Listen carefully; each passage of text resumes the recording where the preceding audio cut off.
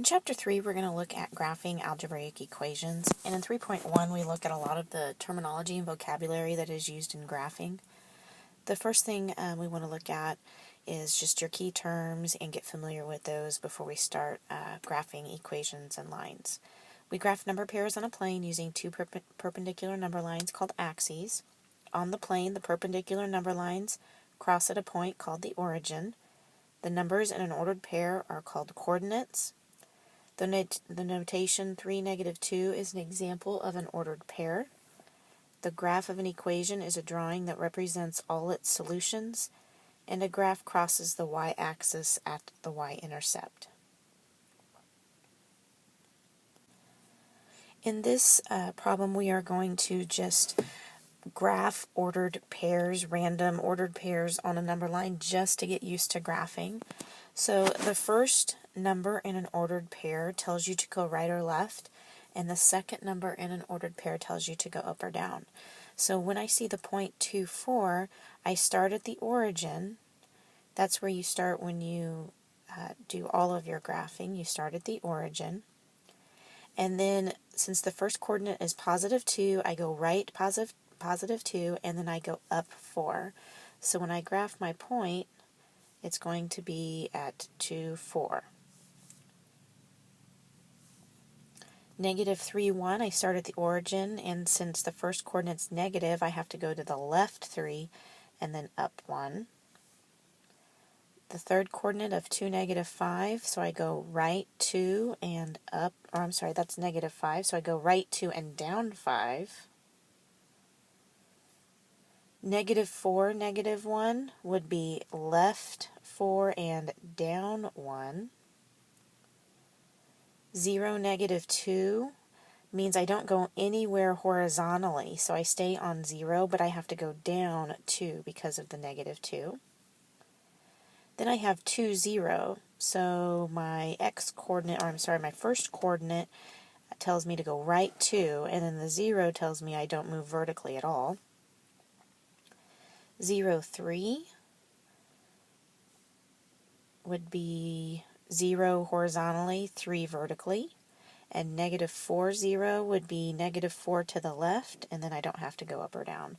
So there's all of my ordered pairs graphed on the coordinate plane. Now in this problem, they give us the points and they want us to write the ordered pairs.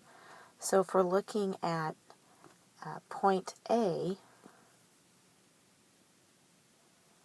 since I have to go 4 to the left and then up 3, that would be -4, 3. Point B would be 2, 5. Point C would be 3, -1. D is 0, -1. And E is 5, 0. Determine whether the given ordered pair is a solution of the equations. So just like we have looked at solutions before, we have to decide is this ordered pair a solution. Now we're used to plugging in just one number and checking it, but now we actually have to plug in two. You'll notice in the equation I have an x and I have a y. Well, I have an xy coordinate. So my 1 is my x, so I'm going to plug it in for x, and my 5 is the y, so I have to plug it in for 5. So when we rewrite this problem to test to see if it is a solution, it's going to be 2 times 1 minus 5, and we want to know, does that really equal 3? So if I simplify the left side and it matches the right side is 3, then I know that 1, 5 is a solution. So this gives me 2 minus 1, or 5. 2 minus 5 is -3. On the right side is +3, and those are not equal to one another. So no, 1, 5 is not a solution. So let's look at the one at the bottom, 16. 0 is my x-coordinate, and -3 is my y coordinate. So the question you have to ask yourself is 5 times 0 minus the y coordinate, which is negative 3. Does that really equal 3? So we know the right side's 3. We need to figure out the left side. So 5 times 0 is 0 minus negative 3. Remember, when you're subtracting a negative, that's really adding the opposite. So we have 0 plus 3. I have 3 on the right, 0 plus 3 on the left, and yes, those do equal. So 0, negative 3 is a solution to the equation. Now in this one, they want us to show that each pair is a solution. So they're telling us it is a solution. So what that means is when we plug it in, it should work, and they just want us to show that. And then we're going to graph and see if we can find another solution. So when I plug in 1, negative 1, I have y equals 2x minus 3. So my y coordinate is negative 1 equals 2 times my x coordinate, which is positive 1, minus 3. 2 minus 3, because 2 times 1, and 2 minus 3 is negative 1. So yes, it is a solution, which we knew. They just wanted us to show it. So let's plug in the other one. So my y coordinate is 5. I have 2 times 4, and then minus 3. 2 times 4 is 8. And 8 minus 3 is 5. So yes, since the two sides match, then this is a solution. So let's graph 1, negative 1. 1, negative 1 would be here. And 4, 5 would go right there. How close?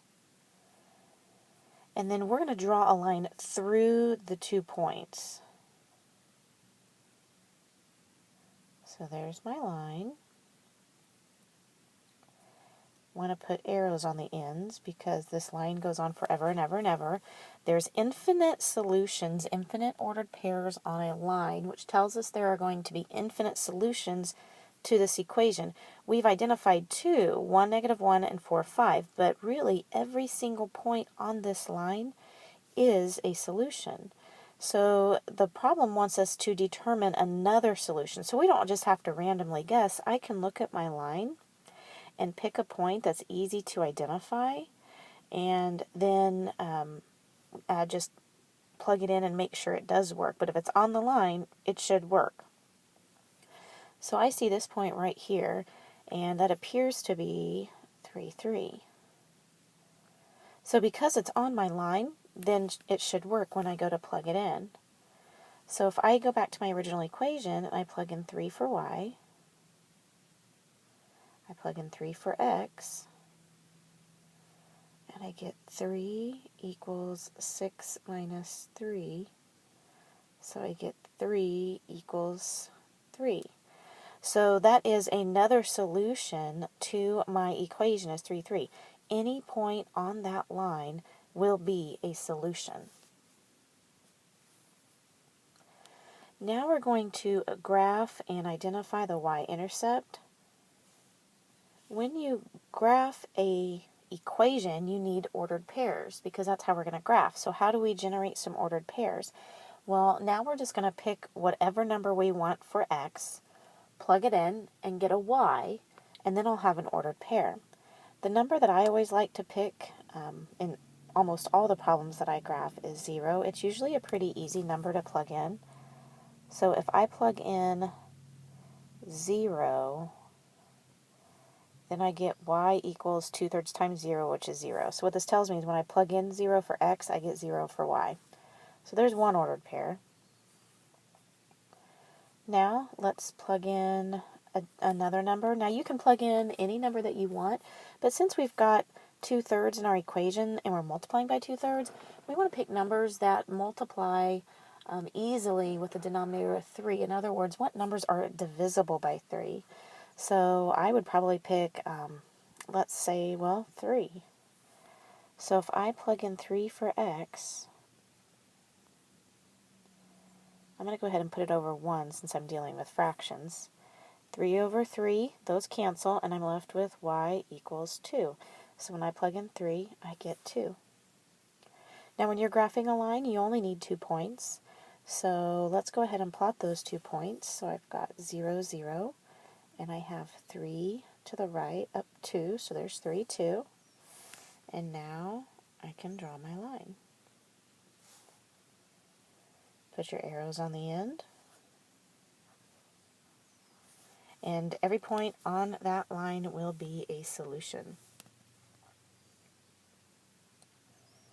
Okay, let's do another one. Again, let's go ahead and pick 0. That's always a good one to pick, and it's usually pretty easy. So if I plug in 0, y equals negative 3 halves times 0 plus 2.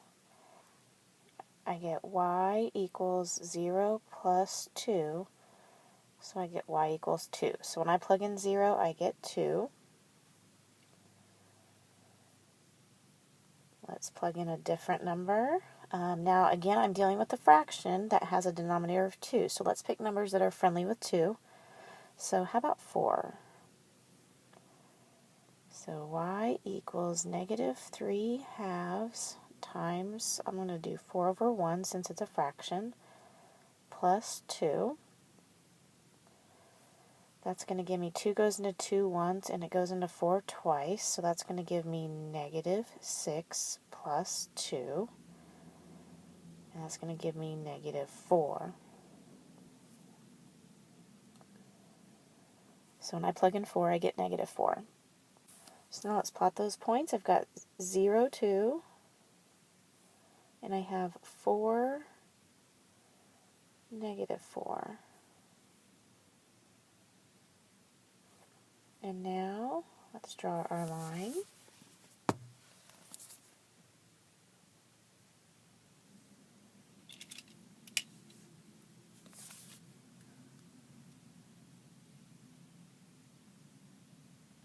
Put our arrows on the end.